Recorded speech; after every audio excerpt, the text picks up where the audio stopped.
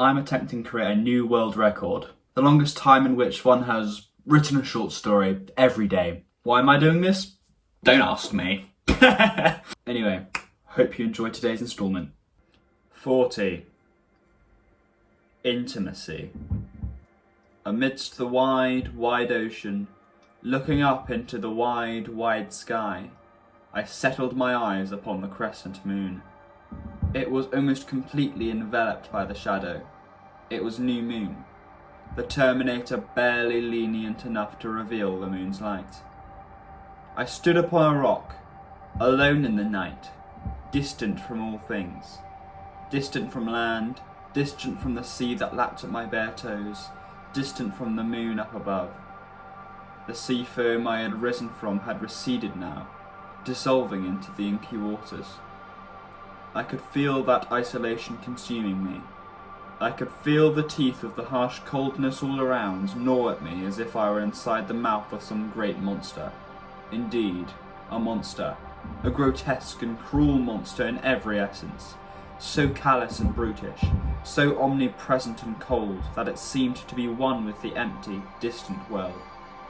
I reached out, up, towards the veiled, distant new moon, my fingers stretching, yearning, my muscles wriggling beneath my skin like a mass of subterranean insects. That sensation, that yearning, filled me with a sort of intimacy that felt most closely attuned to who I was. I was not the distance between things, I was the stark opposite. I learned that about myself as I reached out to close the distance between me and the beauty of the moon up on high. I learned something about myself, for the first time since I had emerged from the foam of the sea. Yet, there was a limit to how far I could reach. There was a point that my joints locked. My fingers could reach and yearn no further, and that horrible realization slammed into me like a bird slamming into clear glass. I knew not the limitations of my body. Thinking about it made me cold. It stood as the pure opposite to the warmth that had been growing within me as my hand got closer and closer to the ground jewel of the body of the sky. It was morbid, terrifying. My hand sank by my command, dejectedly embracing the cold reminder of distance that followed.